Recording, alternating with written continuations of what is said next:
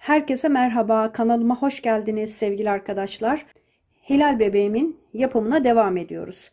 İlk 3 bölümde gövdesini, kafasını, saçlarını, her şeyini tamamladık arkadaşlar. Bakın. Çok şirin bir bebek oldu. Bu videoda elbisesini ve şapkasının yapımını anlatacağım. Elbisemizde farklı bir teknik kullanarak böyle pile görüntüsü verdim arkadaşlar. Çok güzel oldu. Önce elbisesini yaparak bu videoya başlayacağım. Sizden kanalıma abone olmanızı istiyorum. Yorum ve beğeni de yaparsanız beni çok mutlu etmiş olursunuz. Şimdi hemen elbise yapımıyla başlayalım. Elbisede kullandığım ipleri göstermek istiyorum size. Şimdi bu iki rengi yapacağım. Daha önce bu 3 rengi kullandım.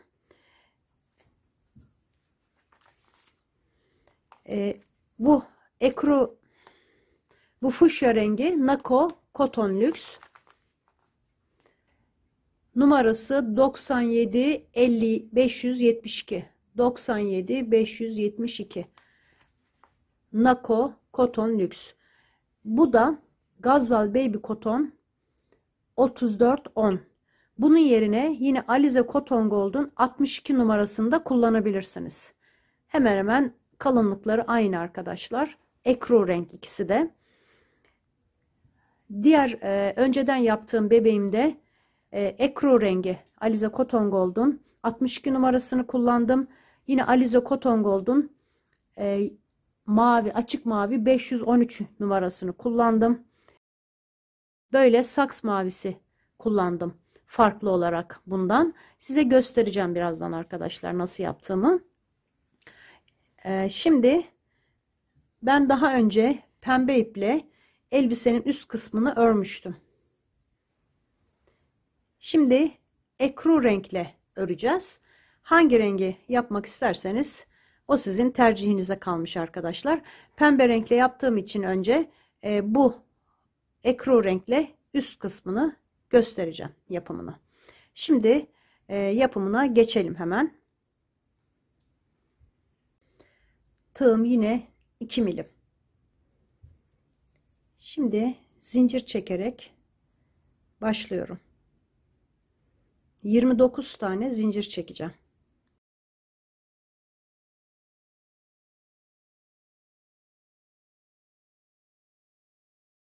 Yirmi sekiz, 29. İkinci zincire batıyorum. 1, buradan başlıyorum. 2, 3, 4 tane sık iğne yaptım. Sıradaki zincirin içine 3 tane yapacağım. 2, 3. Şimdi devamında zincirin tek halkasına batıyoruz. Yine 4 tane örüyorum. 3, 4. Sıradaki zincire 3 tane yapıyorum. 2, 3. Yine yanındaki zincirden başlayıp devam ediyorum. 8 tane sık iğne yapacağım. 4, 5, 6, 7, 8.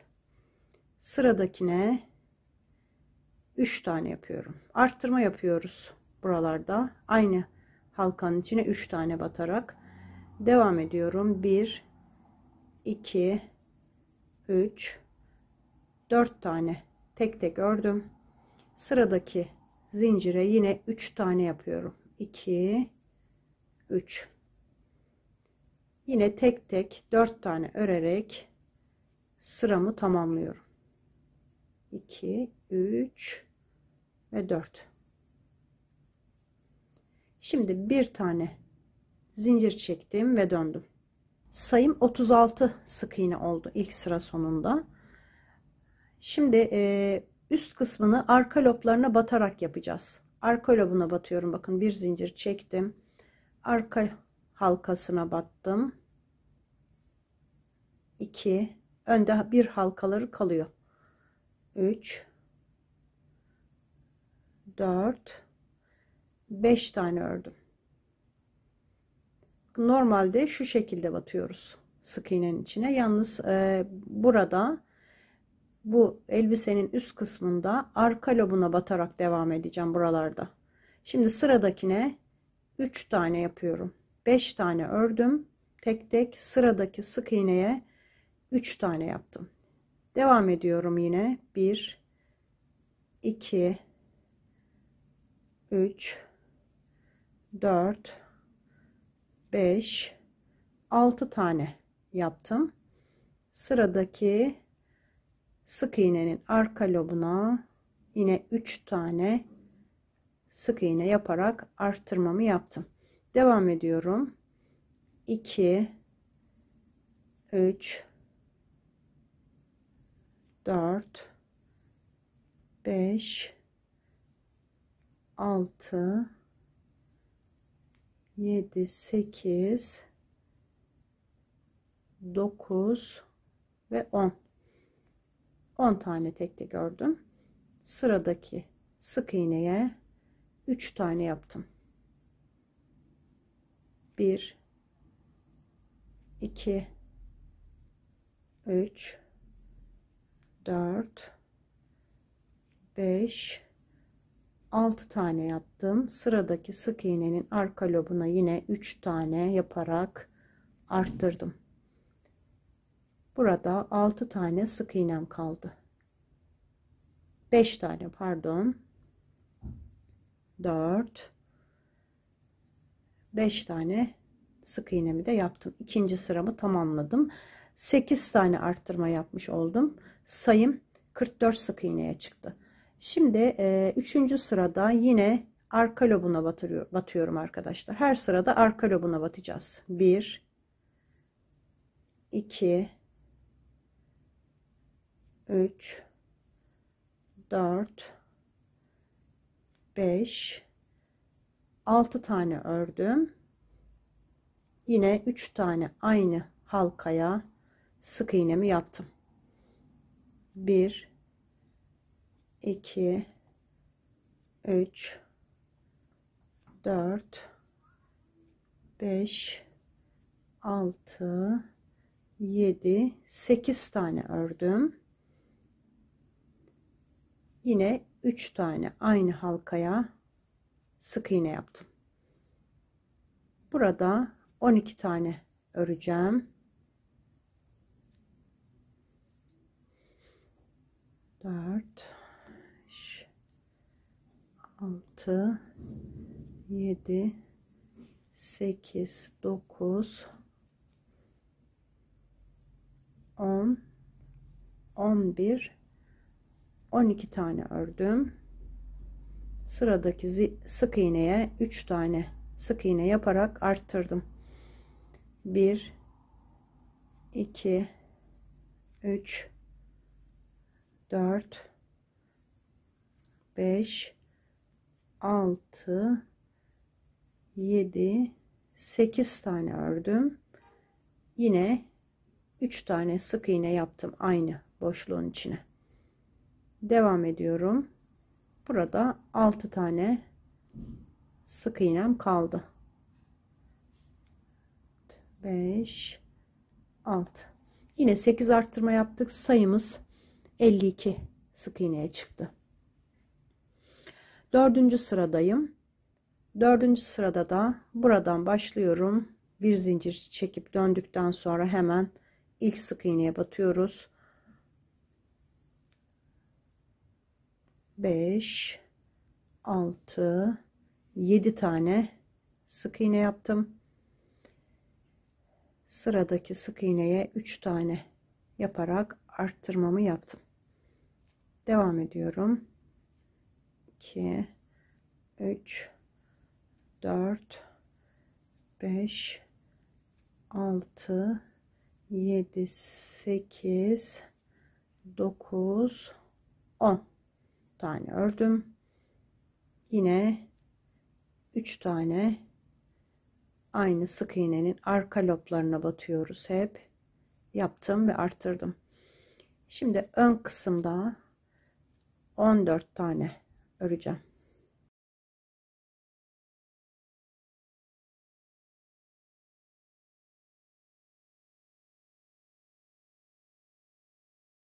...13, 14 tane sık iğnemi yaptım. Sıradaki sık iğnenin içine 3 tane yaptım. Devam ediyorum.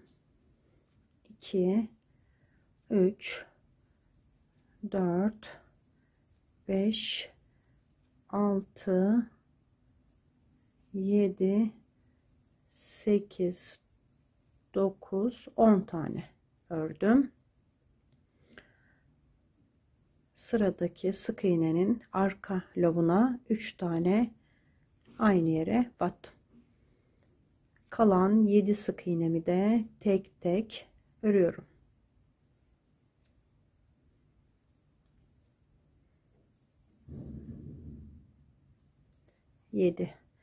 Bir zincir çekip döndüm. 4. sıra sonunda sayımız 60 sık iğneye çıktı. Şimdi yine arka loblarına batarak 5. sıraya başlıyorum. 3, 4, 5, 6, 7, 8 tane sık iğne yaptım. Sıradaki sık iğnenin arka lobuna yine 3 tane yaptım. Burada tek tek 12 tane öreceğim.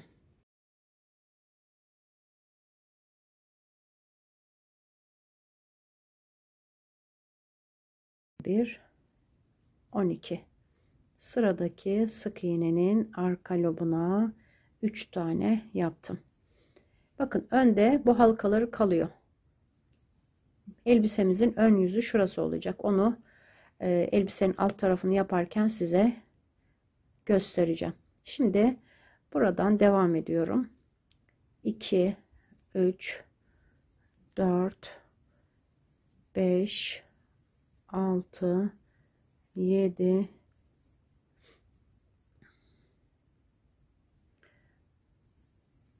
8, 9, 10, 11, 12, 13, 14, 15, 16 tane ördüm. Yine 3 tane sık iğne aynı halkaya yapıyorum ve arttırıyorum. Tek tek örüyorum. 3, 4, 5, 6, 7, 8, 9, 10, 11, 12 tane sık iğne yaptım.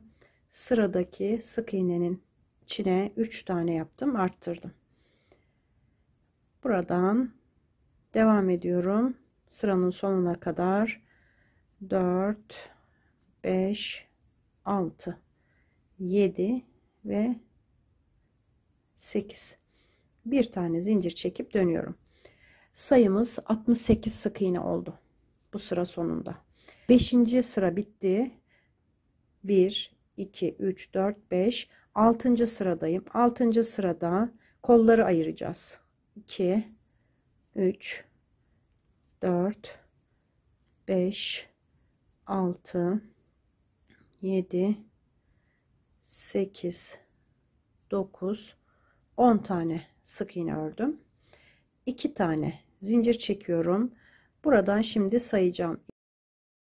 2, 4, 6, 8, 10, 12, 14 tane atlıyorum. 15.'ye batıyorum. Yine arka lobuna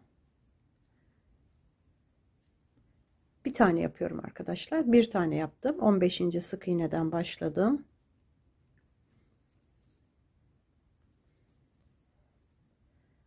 Arka lobuna batmamışım arkadaşlar. Ön lobuna batmışım. Arka lobuna batıyoruz. Bir tane yaptım. Devam ediyorum. Sayıyorum. 2, 3, 4. Burada 20 tane öreceğim.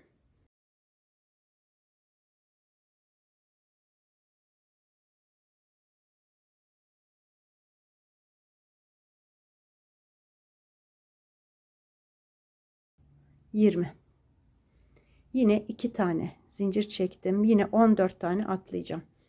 2, 4, 6, 8, 10, 12, 14, 15. sık iğnenin arka lobuna battım. Bir tane yaptım. Devam ediyorum. 2, 3, 4, 5, 6, 7, 8, 9, 10. Bir tane zincir çektim, döndüm.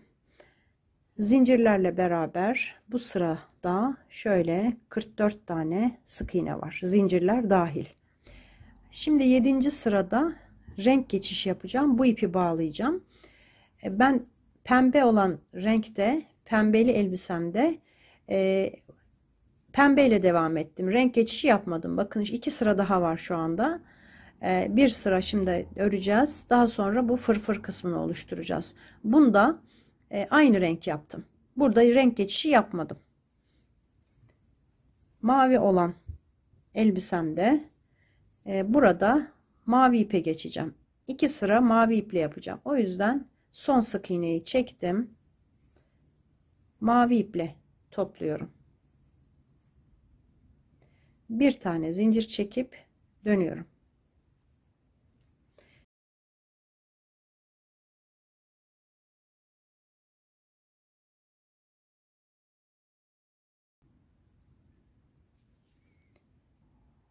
Arka lobuna batıyorum. Bakın örüyorum burada. Aynı şekilde 9 tane öreceğim. 4, 5, 6, 7, 8, 9. Sıradaki sık iğnenin içine çift yapıyorum. 2 tane örüyorum. Zincire geldim. Bakın zincirin tek kanadına yine onun da arka lobu oluyor arkadaşlar. Birer tane sık iğne yaptım. Sıradaki sık iğnenin içine çift yaptım. Devam ediyorum. Burada ön tarafta 18 tane sık iğne öreceğim. 3,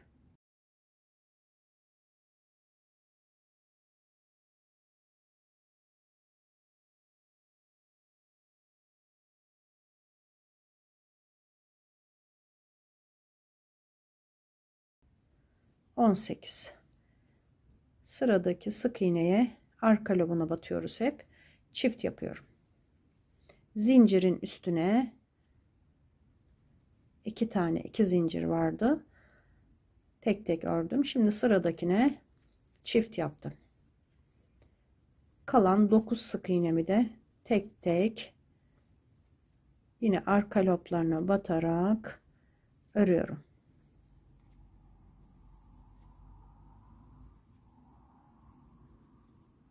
Şimdi bir tane zincir çektim.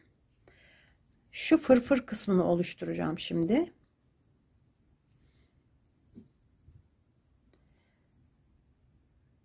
Arka loblarına batıyorduk arkadaşlar bu sıralarda.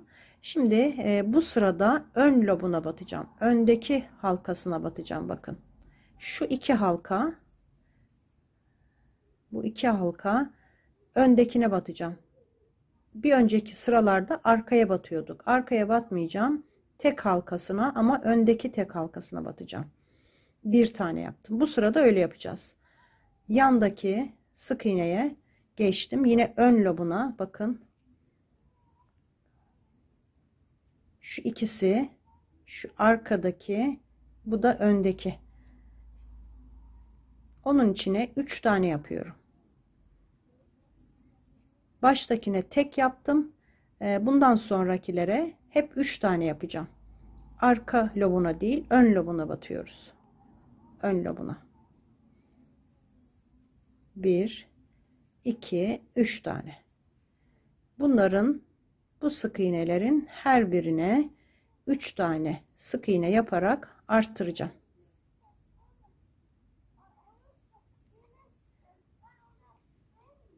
Ön loblarına yapın arkadaşlar. Unutmayın.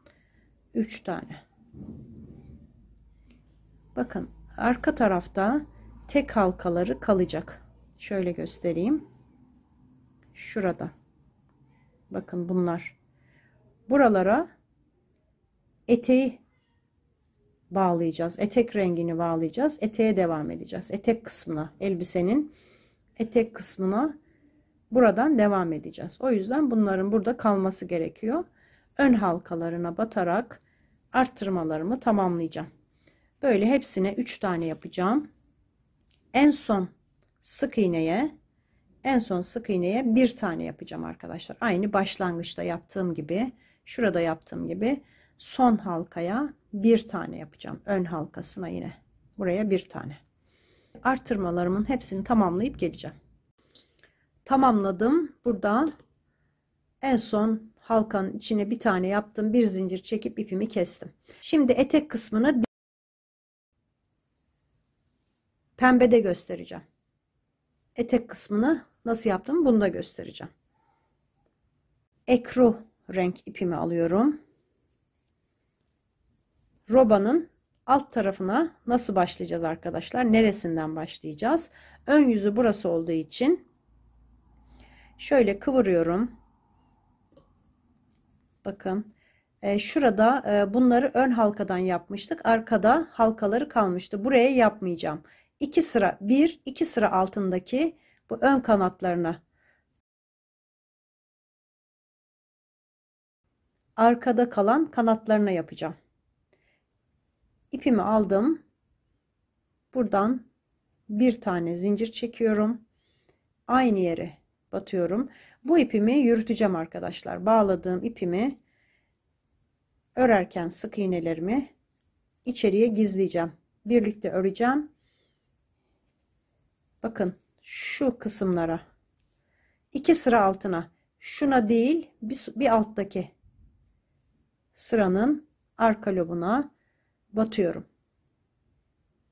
Bu ipimi alacağım.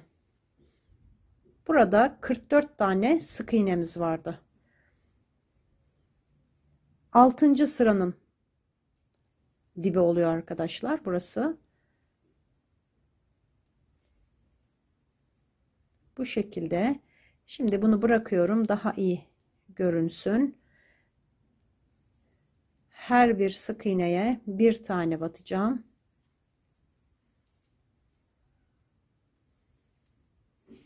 Daha doğrusu her bir halkaya.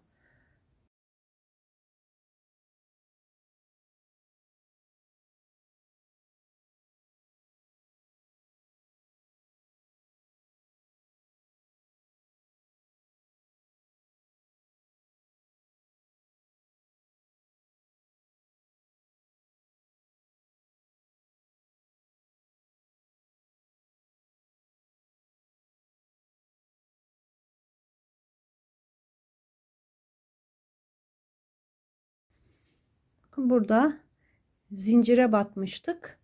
Zincirin 2 halkası da burada kalmıştı.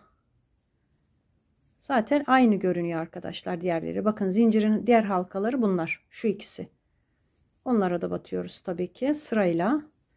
44 tane sık iğne olması lazım.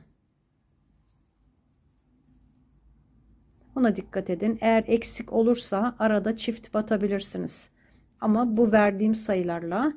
Şimdi burada ipleri yürütürsek arkadaşlar bizim için kolaylık olur. Bu ipi aldım, pembe ipi, bitirdiğim ipi, onu da alttan yürüteceğim.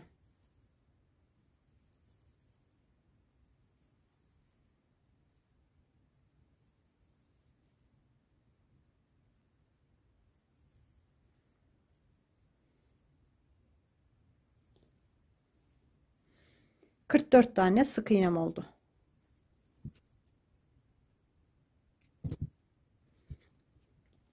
Şimdi burada bir tane zincir çekiyorum. İpimi kesiyorum. Burada birkaç sıra ipi keserek devam edeceğiz. Şurada bebeğimizin rahat giyebilmesi için bir açıklık oluşturacağız. Bu arada örneğimizde ters olmasın diye ipimi keseceğim, başa bağlayacağım. Sıranın başına döndüm bakın. Buraya batıyorum. İpimi şöyle aldım. Bir tane zincir çektim. Şimdi bakın örneğimizi burada yerleştireceğiz. Örneğimizi koyacağız. Ön halkasına batıyorum. Bakın ön halkasına.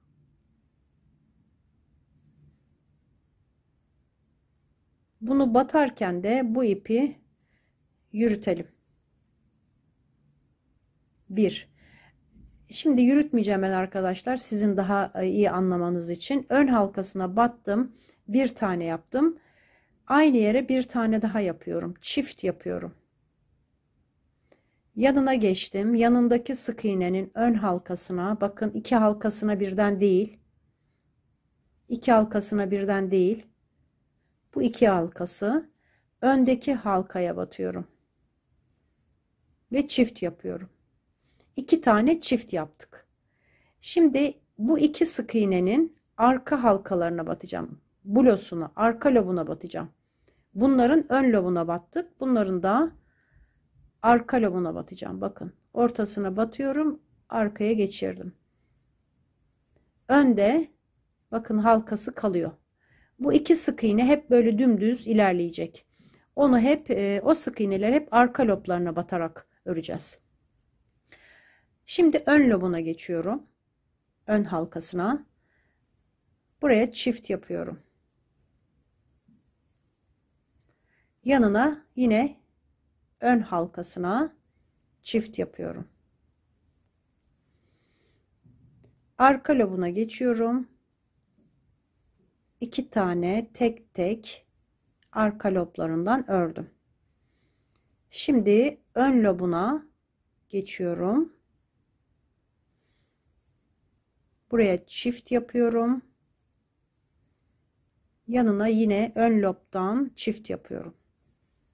2 tane çift ön lobdan, 2 tane tek tek arka lobdan.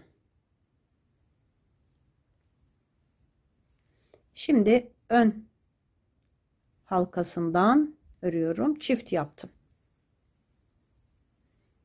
Yine yanındakinin ön halkasına çift yapıyorum.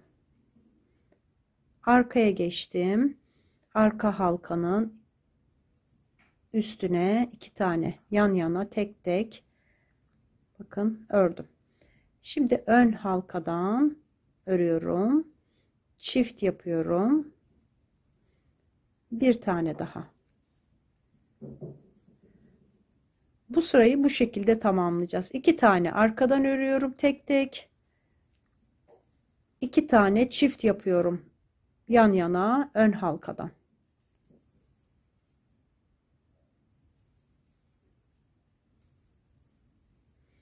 Arkaya geçiyorum. Arka halkadan 2 tane yan yana tek tek ördüm. Öne geçiyorum. Bu modelimizin örüş şekli böyle arkadaşlar. Ön ve arka loblardan örüyoruz. Yine yanındakine 2 tane yani çift yaptım. Arkaya geçeceğim. 2 tane tek tek öreceğim. Bu şekilde sıranın sonuna kadar tamamlayacağım arkadaşlar. Bakın buraya kadar yaptım. En son arka lobdan 2 tane tek tek ördüm. Şimdi ön loba geçiyorum. Çift yaptım. Yanındakine yine çift. Burada 2 tane kaldı. Arka lobdan öreceğim. Arka lobdan 2 tane öreceğim. Son 2 sık iğnemiz arka lobdan olmuş olması lazım arkadaşlar. 44 tane sık iğneniz varsa böyle denk geliyor. Çünkü diğer bu tarafa geçtiğimiz zaman örneğimizin çiftli kısmına geçmiş oluyoruz ve bütünlük oluşuyor. Yani son yaptığımız 2 tane sık iğneyi arka lobdan yapacağız. Şimdi burada yine ipimi keseceğim. Dediğim gibi açıklık oluşturmak için örneğimizin de ön yüzünün gelmesi için bu sırada da kestim. Bir daha kesmeyeceğim arkadaşlar. Şimdi başa döndüm. Baştaki sık iğneye ipimi geçiriyorum. Bir tane zincir çektim. Aynı yere batıyorum. Bakın aynı yerin ön halkasına batıyorum. Burada da arttırma yapacağım. Ön halkasına çift yapıyorum. Çift yaptım ilk sık iğnenin ön halkasına. Şimdi yanındakine tek yapıyorum. Yanındakine yine tek yapıyorum ön halkadan. Yanındakine çift yapıyorum. Çift yaptım. 2 tane tek tek ördüm. Yine çift yaptım. Ama bunların hepsini ön halkadan yaptım. Şimdi arka halkaya geçiyorum. Tek tek 2 tane örüyorum. Bu arka lobdan ördüğümüz, bulodan ördüğümüz sık iğneler eteğin sonuna kadar hep aynı devam edecek. Arttırmaları buralarda yapacağım. Şimdi ön halkaya geçtim. Çift yapıyorum.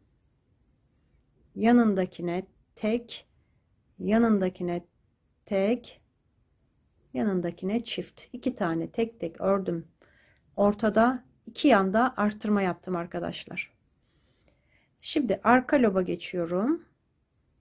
Bir tane, 2. 2 tane tek tek ördüm. Şimdi ön halkaya geçiyorum.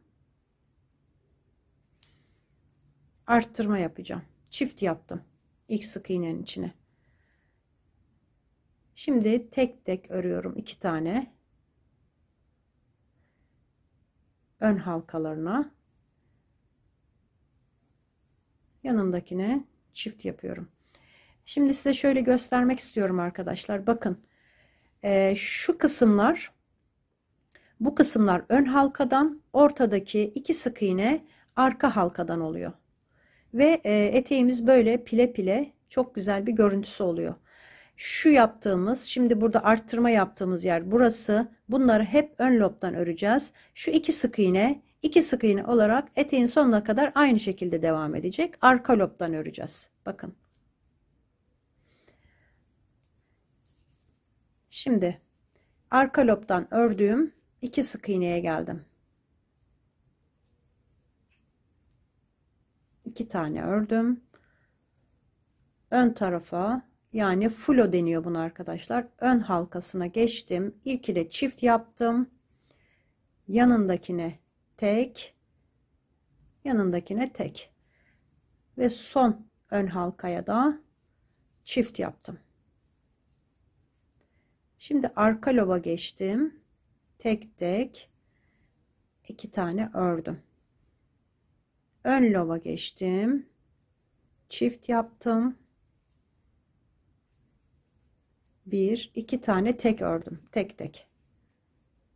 Arttırmaları 2 yanda yapıyoruz. Ortada 2 tane tek sık iğne var. Çift yaptım. Son halkaya da. Yine buna geldim. 2 sık iğneyi arka lobdan örüyorum.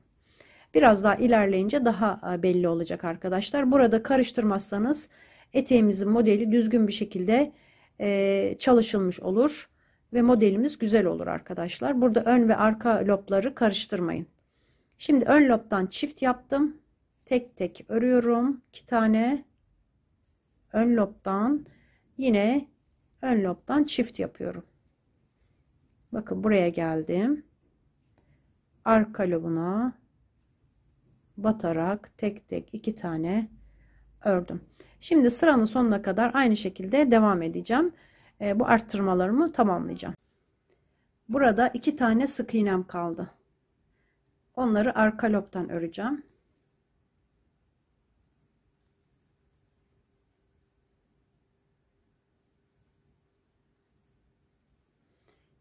Şimdi bir tane zincir çekiyorum. Kesiyorum yine ipimi.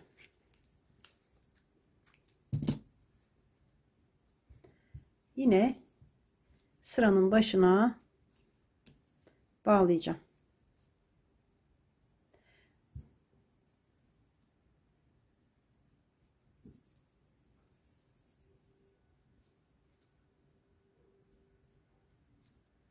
Bir tane zincir çektim. Şimdi aynı yere batıyorum. Sık iğne yapıyorum. Bu sırada arttırma yapmayacağım. Ön halkalarından 6 tane öreceğim. Çok sıkı yapmayın arkadaşlar bu etek kısmını. Yani 2 milim tığla örüyorum ama biraz gevşek yapıyorum. Çok böyle sımsıkı gövdeyi ördüğüm gibi örmüyorum. 6 tane ön halkadan yaptım. Bakın arka halkadan yaptığım 2 tane sık iğneye geldim. Onları arka halkasından 2 tane ördüm. Yine ön halkaya geçiyorum. 6 tane öreceğim.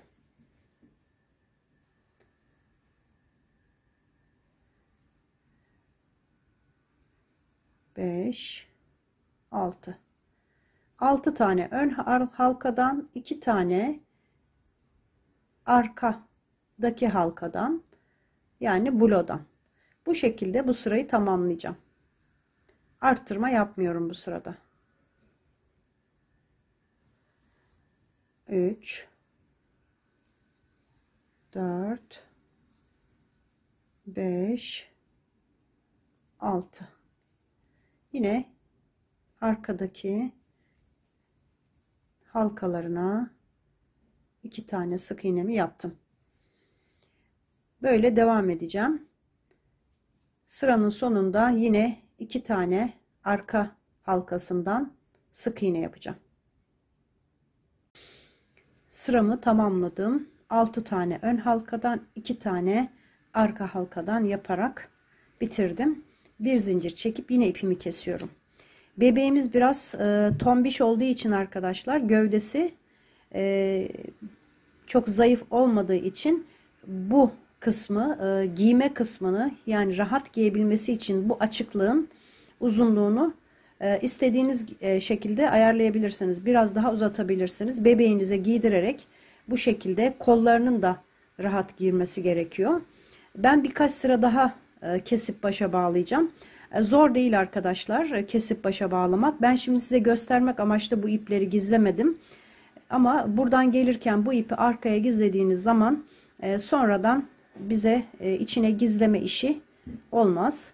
Daha kolay olur. Şimdi yine başa dönüyorum. İlk sık iğnenin içine, ilk sık iğnenin içine olmasına dikkat edin. Yoksa eksilme olur.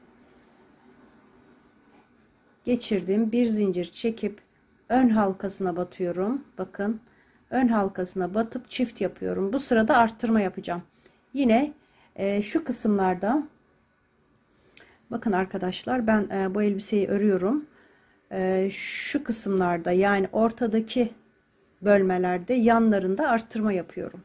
Zaten 2 ilmek böyle devam ediyor. Şimdi oralarda yine başında ve sonunda arttırma yapacağım. 2 tane ördüm. Ön halkasına batıyorum. İpimi şimdi yürüteceğim arkadaşlar. Bir tane ördüm. Yine ön halkasına batıp 2 3 4 tane ördüm ön halkadan. Şimdi bir tane kaldı. Onun içine çift yapacağım. Çift yapıyorum. 4 tane tek örüyorum. Bir tane çift yapıyorum. Şimdi arka lobdan 2 tane sık iğnemi örüyorum.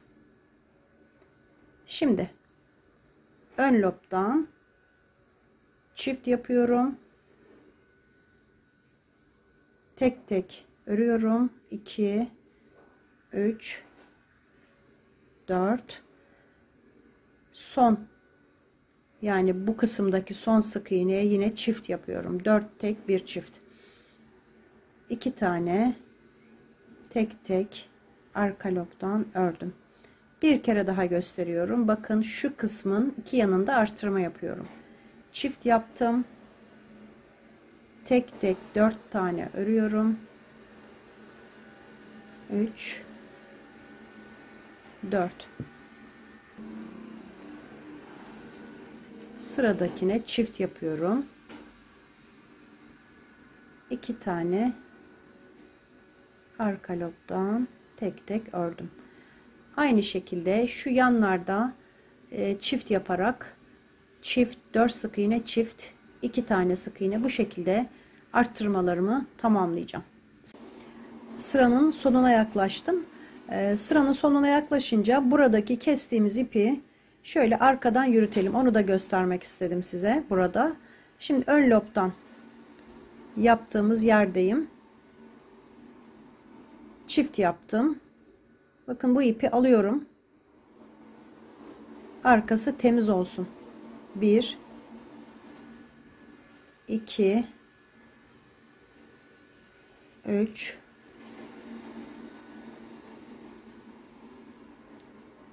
4. Bir tane kaldı burada. Ona çift yapıyorum.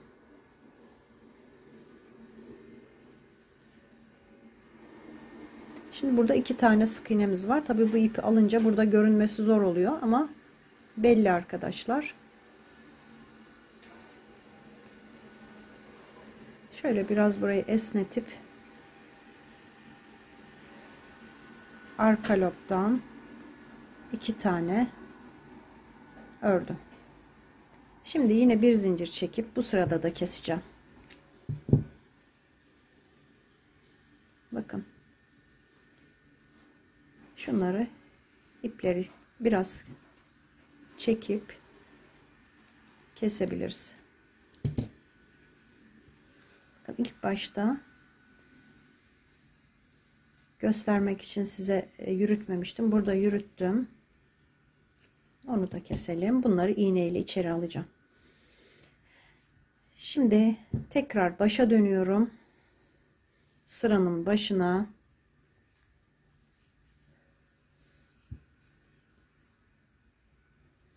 bu sırada arttırma yapmayacağım. Bakın bir zincir çektim. Aynı yere ön halkasına batıp sık iğnemi yaptım. 1 2 3 4 5 6. Burada 8 tane sık iğnem oldu arttırma yaptığım yerde. 8 tane örüyorum. Yine düz 2 sık iğne yaptım. Yere geldim. 2 tane arka lobdan ördüm. Ön lobdan devam ediyorum. 8 tane. Bakın böyle tek tek örüyorum.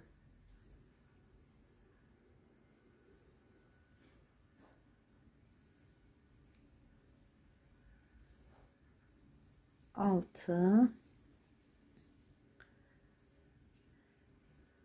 7 oldu arkadaşlar. 8. Yine arka lobdan 2 tane. Bakın. Şimdi böyle devam edeceğim. Bunu tamamlayacağım. Arttırma yapmadan 8 tane ön lobdan 2 tane arka lobdan şeklinde tamamlayacağım sıramı. Sonra ipimi keseceğim. Tekrar başa döneceğim.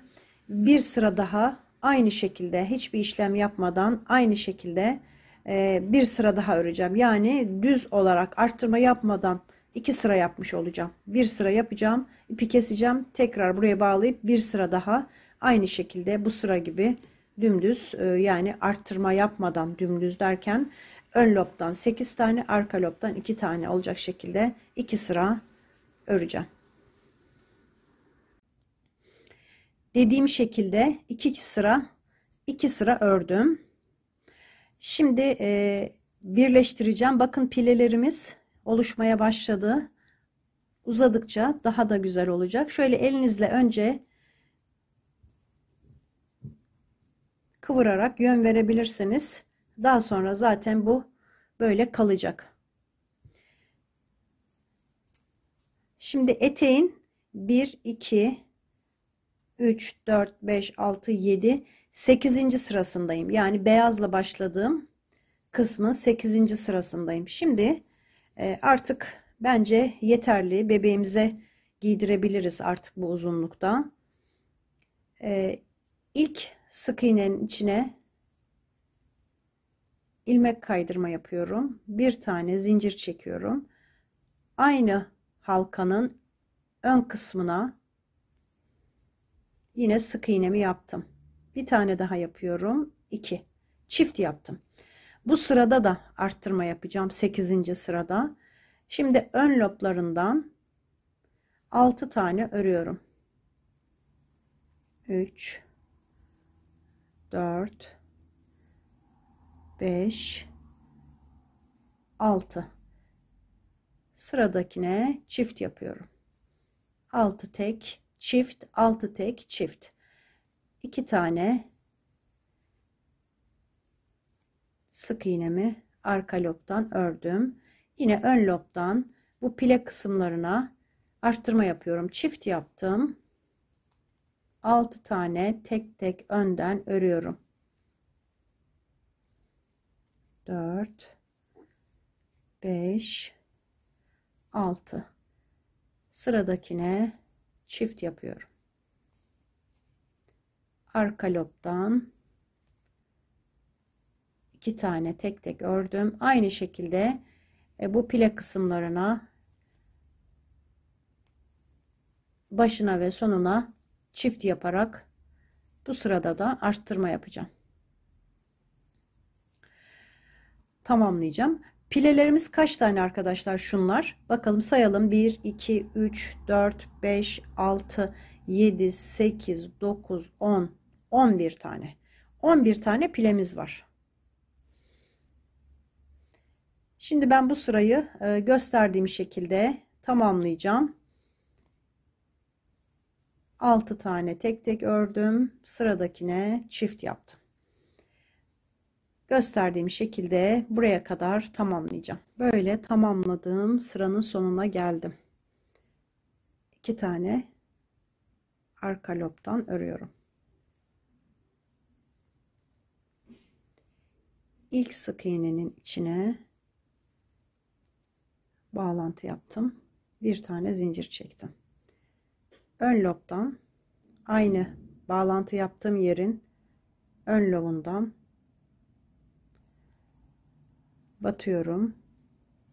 Bu sırada arttırma yapmayacağım. 2 sıra daha arttırma yapmadan bu şekilde öreceğiz. 3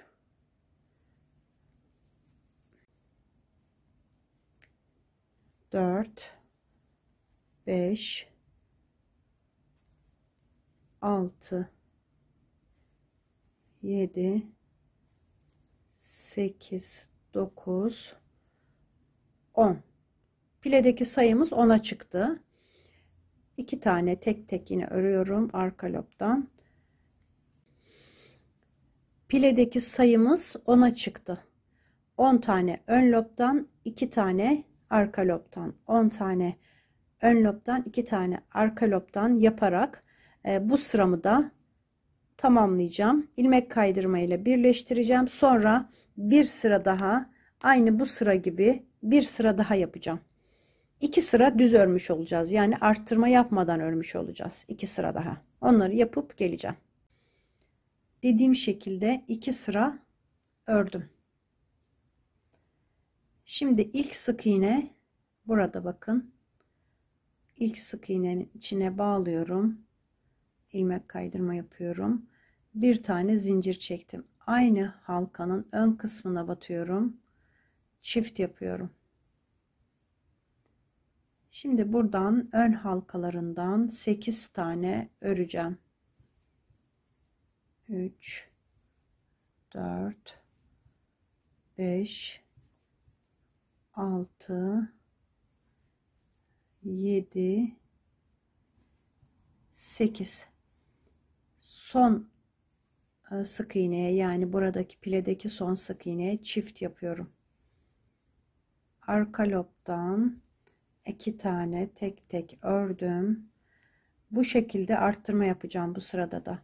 Yine yan taraflarda pilelerin uç kısımlarında, yanlarında birer tane arttırma yapacağım. Çift yaptım. 8 tane tek tek örüyorum. 2 3 4 5 6 7 8. Sıradakine ön halkadan çift yaptım. Arka halkadan 2 tane tek tek örüyorum. Aynı bu şekilde pilelerin yanlarına çift yapacağım. Ortada 8 sık iğne var. Aralarda ikişer tane arka lobdan sık iğnemiz devam edecek. Arttırmalarımı bu şekilde tamamlayacağım. Arttırmalarımı bitirdim. Burada tamamladım. Şimdi artık arttırma yapmayacağım. Dümdüz 7 sıra öreceğim. Dümdüz derken tabii ki burada 2, 4, 6, 8, 10, 12 tane sık iğnemiz oldu. Buralarda 2 tane zaten. 12 tane oldu bu aralarda. Şimdi 12 sık iğne ön halkadan, 2 sık iğne arka halkadan olacak şekilde 7 sıra daha ördüm. Ben bu maviyi 7 sıra ördüm. Mavi ipim biraz daha bir tık daha tok duruyor, kalın duruyor. 2, 4, 6, 7 sıra ördüm. Bunu da 7 sıra öreceğim. Eğer kısa gelirse 1-2 sıra daha uzatabilirim arkadaşlar. Bebeğinizin üstüne giydirin. Boyunu bu düz sıraları fazla ya da eksik yaparak boyunu istediğiniz kadar uzatabilirsiniz ya da kısaltabilirsiniz. Ben şimdi 7 sıra öreceğim. Şu kısmı tamamlayacağım. 7 sıra ördüm arkadaşlar. Yalnız 2 sıra daha uzattım. Dediğim gibi biraz kısa oldu. Çünkü bu ipim biraz ince. Diğer elbisemle aynı boy olmasını istediğim için bakın bu şekilde 2 sıra uzattım.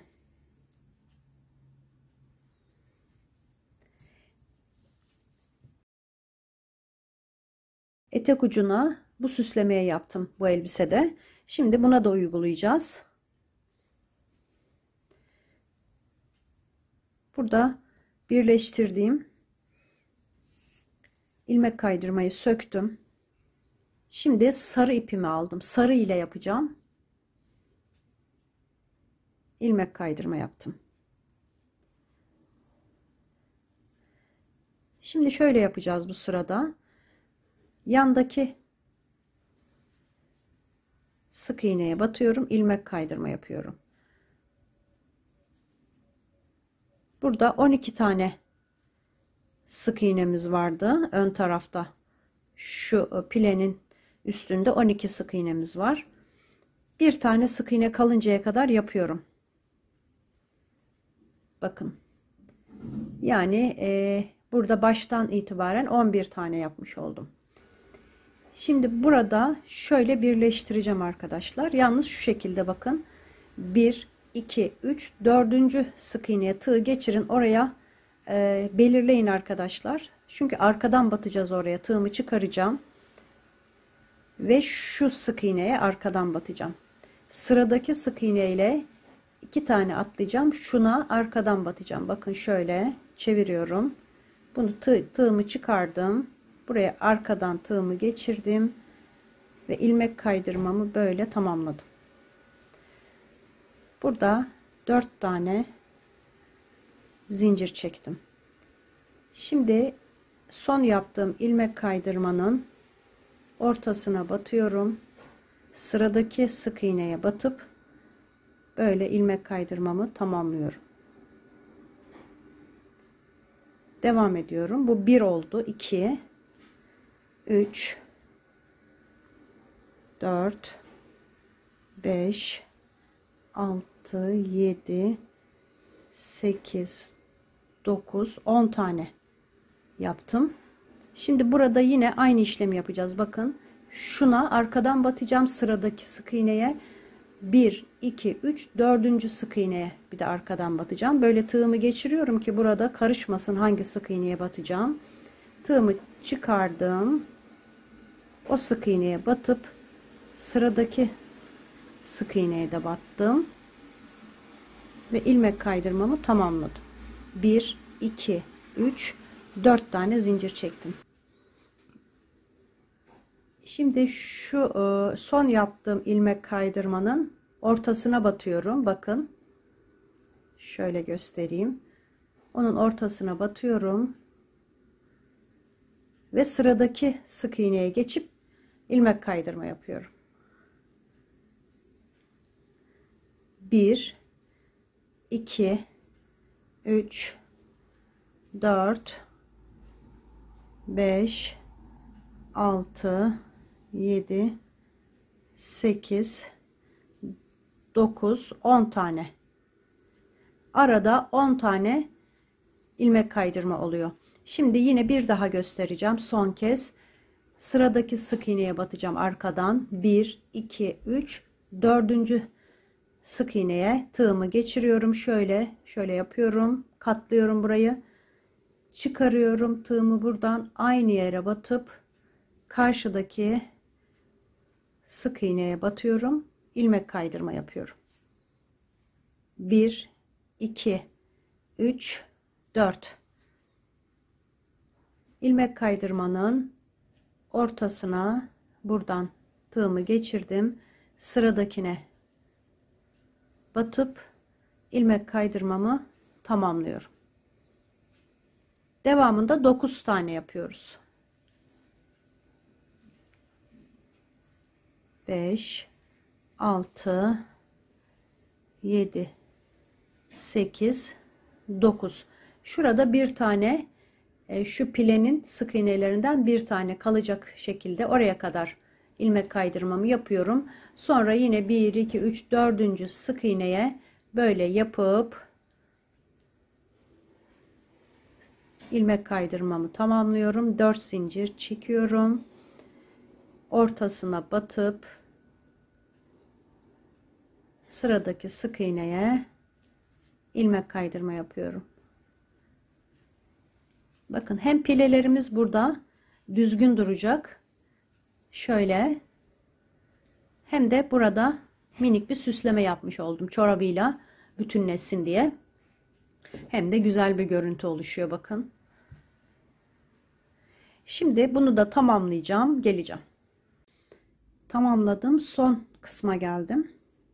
Bitiş noktasına 1 2 3 şu birleştirme yeri arkadaşlar, onu atlıyorum.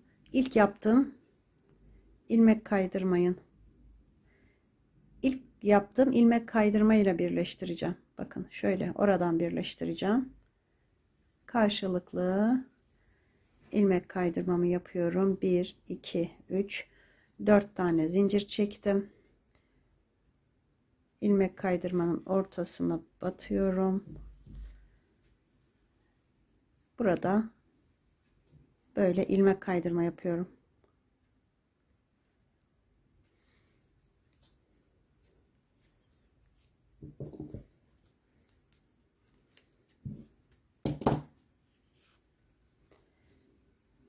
Şimdi şuradan içeri çekeceğim.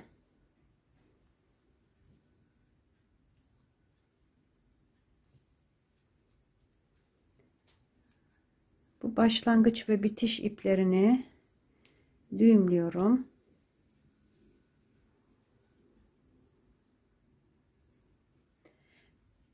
Beyaz iple de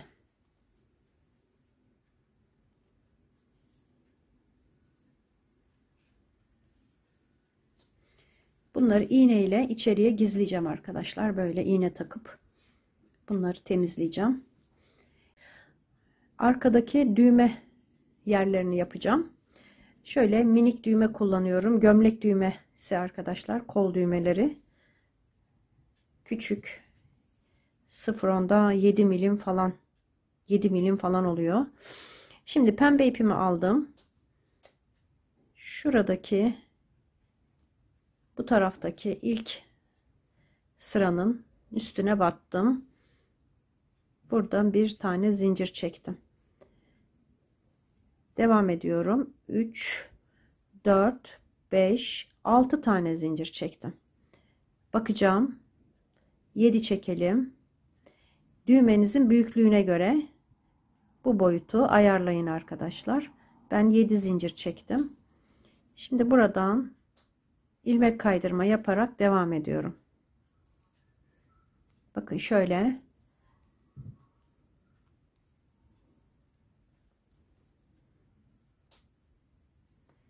düğmemin geçeceği kadar zincirimi çektim. Bu ipi bir alttan bir üstten alırsam ilmek kaydırma yaparken oraya gizleniyor. Bakın şöyle. Şimdi üstten, tığımın üstünden, şimdi tığımın altından, tığımın üstünden, altından devam edelim. Bu fırfırın üzerine de yapıyorum arkadaşlar. Orada sabit olsun.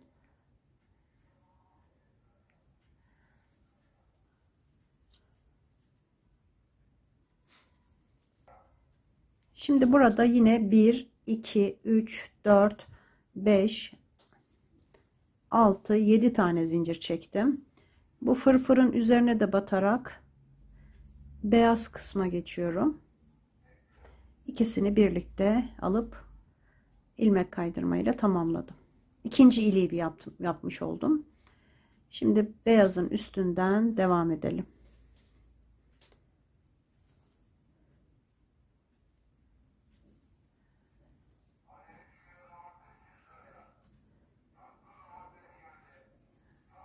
Şöyle geçelim karşı kısmı. Şimdi burada biraz daha bir esnek bir yapı var. Burası daha dar oldu. İpi kesip bağladığımız için, burada da arka lobdan ördüğümüz için şöyle biraz esnedi burası. Şimdi burayı toplamak için atlayarak yapacağım bazı yerlerinde. Birkaç kere atlayacağım. Bakın şuna yapmıyorum. Şöyle geçiyorum.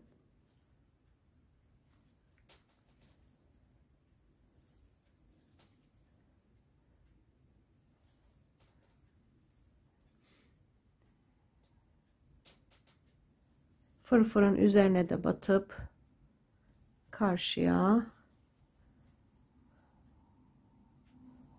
devam edeceğim bu şekilde. Burası düz oluyor. Burada ilik yok.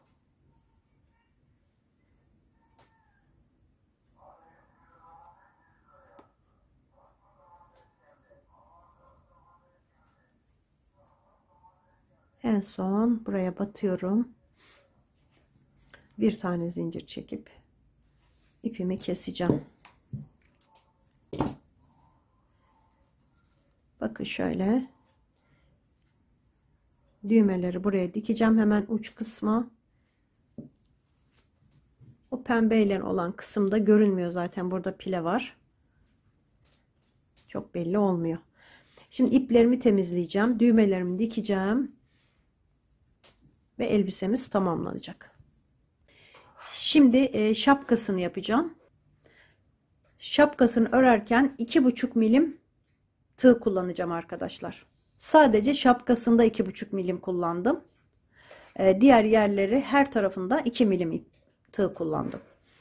Şimdi sihirli halka yapıyorum. Burada 2 tane zincir çektim. Sihirli halkanın içine 12 tane ikili trabzan yapacağım. İkili trabzan. 3 4 5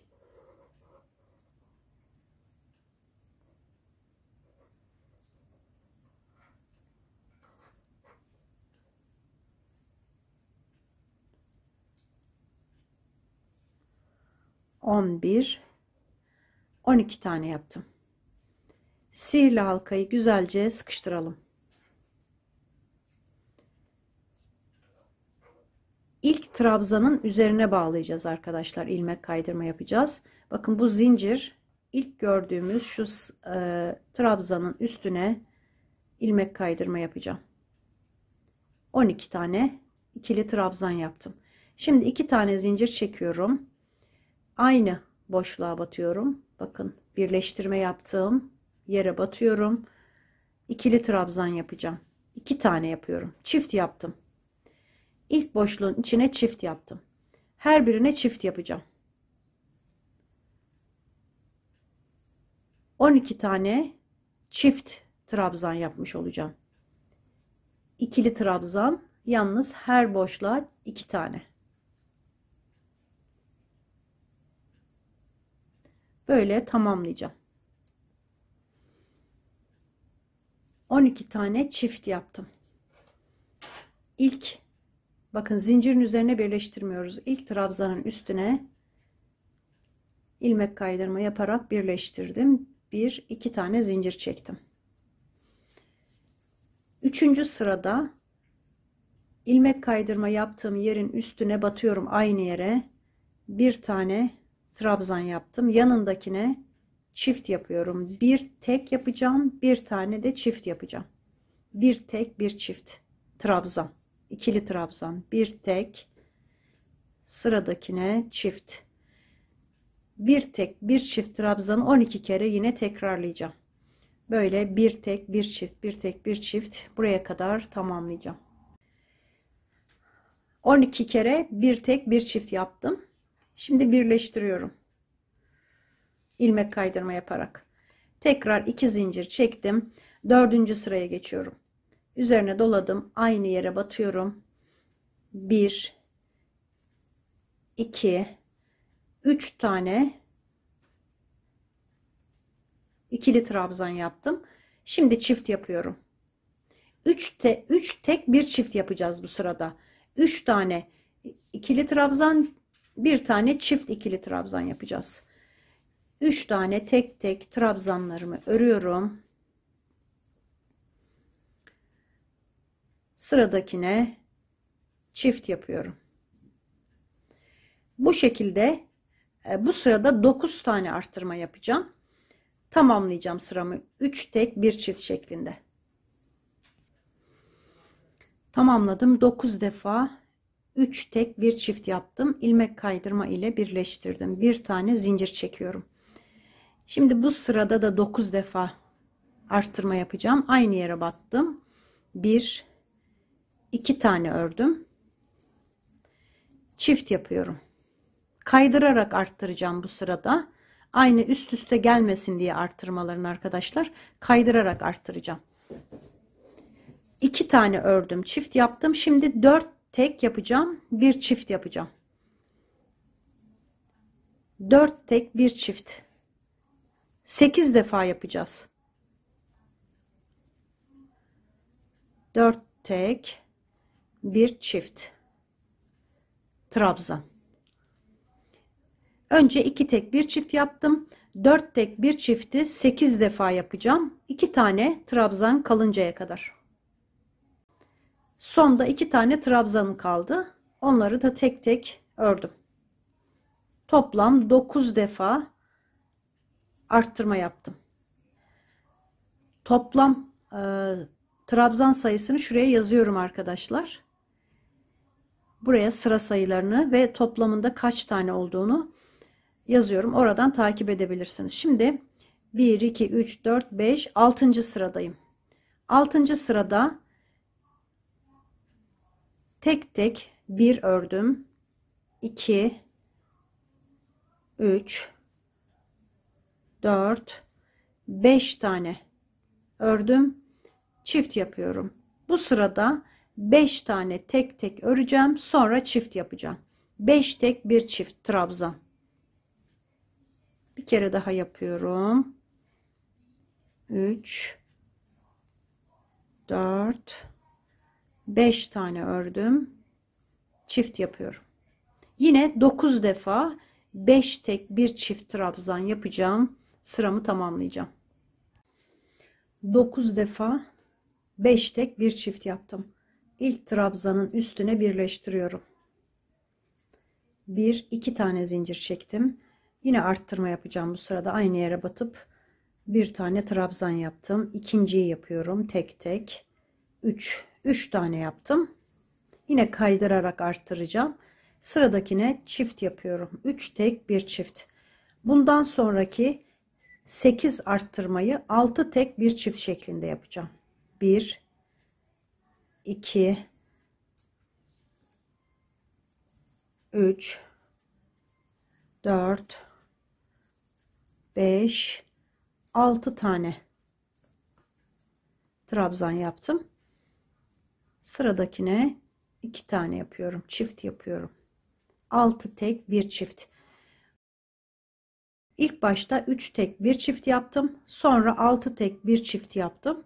6 tek bir çifti toplam 8 kere yapacağım. Burada 3 tane trabzan kalıncaya kadar.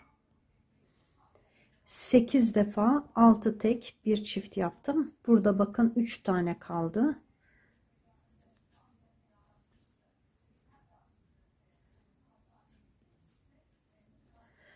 Yine birleştiriyorum. Toplamda yine 9 defa arttırmış oldum. Sayımız 72 oldu. Şimdi bu sırada bir zincir çekiyorum. Bir zincir çekiyorum arkadaşlar. 2 zincir değil. Son sırada sık iğne yapacağım. Aynı yere battım. 1 2 3 4 5 6 tane ördüm. Eksiltme yapacağım. Yalnız eksiltmeyi şu şekilde yapacağım. Batıp çekeceğim. Bir daha batıp çekeceğim ve toplayacağım. 6 tane tek tek örüyorum.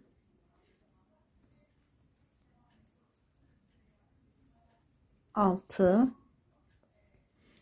Yine eksilteceğim. Batıp çekiyorum. Yandaki sık iğneye battım, çektim ve topladım. 6 örüp bir tane eksilteceğim. Yine 9 defa 6 ör bir eksilt yapacağım. 2 defa yaptım. Şimdi 7 defa daha 6 ör bir eksilt yaparak sıramı tamamlayacağım. 9 defa eksiltme yaptım. Sıranın sonuna geldim. Sayım 63 oldu. Şimdi bir zincir çektim. İlmek kaydırmayla birleştirip burada bir sıra 63 sık iğne dümdüz öreceğim. Eksiltme, arttırma yapmayacağım. Dümdüz böyle buraya kadar örüp geleceğim.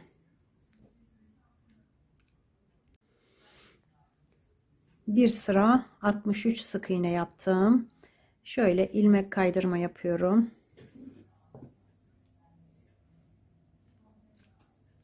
Kestim. Burada zincir çekmedik. Şöyle birleştireceğim. Bakın şu şekilde birleştirdiğim ilmek kaydırma yaptığım yere değil, yanındakine arkadan böyle tığımı geçirdim. Böyle. Sonra bu yöntemi çok kullanıyorum arkadaşlar. Bu taraftan tek halkasına geçirdim ilmek kaydırmanın. Sonra sıkıştırıyorum. Burada bir bütün bir görüntü oluşmuş oluyor. Şimdi iğne ile bunu içeri çekeceğim. Bunu da içeriye gizleyeceğim, bu ipleri. Bakın arkadaşlar, şapkamızı şöyle takalım.